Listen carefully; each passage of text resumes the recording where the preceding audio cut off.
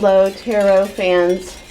Today I'm going to do a little tutorial on the cards that I feel in my 20 years of experience are the best positive indicators in a love reading. So I'm going to start first of all with the four most obvious ones. We have the Ace of Cups, the Lovers, the Two of Cups, and the Ten of Cups. Now, each of these has their own meaning, which I will go through with you, but what I will say is the more of these that you have in a reading, the stronger the chances are that this is a really positive, good love match. So, first we have the Ace of Cups. The Ace of Cups is the card that I look for when somebody is looking for a new relationship or just met somebody and wants to know if it's a possible love match. Aces hold all potential and cups are all emotion, and this is the card that for me is the ultimate new relationship card. Then we have, of course, the Lovers. Now, the Lovers does not necessarily, interestingly enough, have to be a love card, but in a love reading it is a love card. And this particular kind of love is a committed love. When you have the Lovers card come up, this is something that could grow and grow into something really long term. It also oftentimes represents needing to make some compromises and being willing to for the greater good of the relationship. Then we have the Two of Cups. Now this is the energy that I think a lot of people want when they want to fall in love.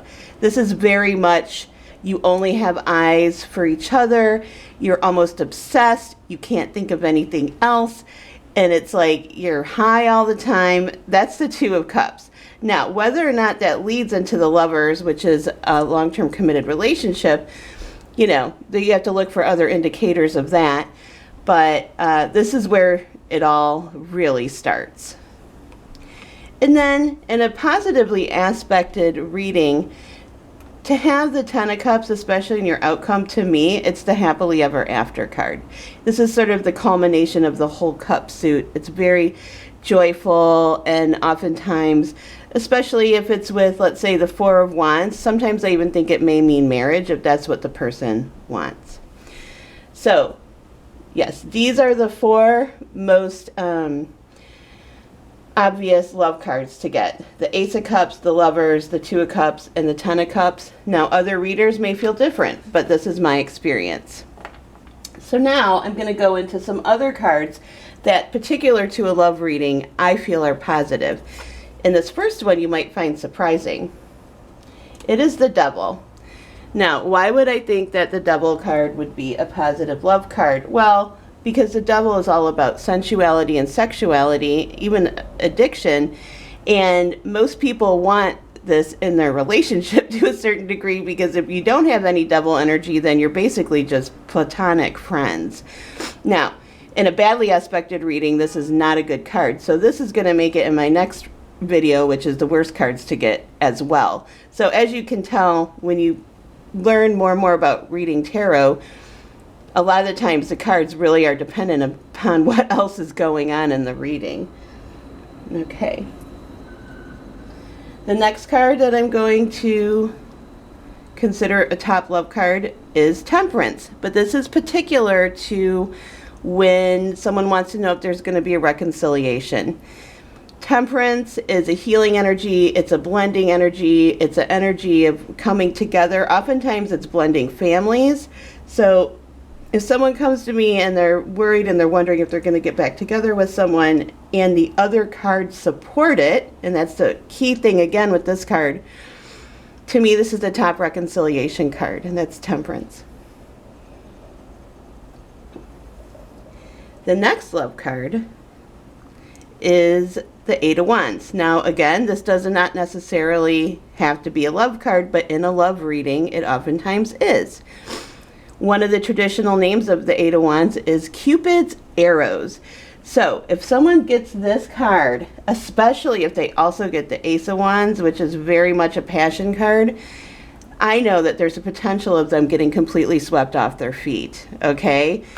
So if you get the Eight of Wands in a love reading, I'm always like, all right, you know, the old saying, be careful what you wish for because you just might get it. Because when this comes in, sometimes you don't even know it hit you. You get bamboozled, and that can be positive, you know, but it's definitely going to be a wild ride.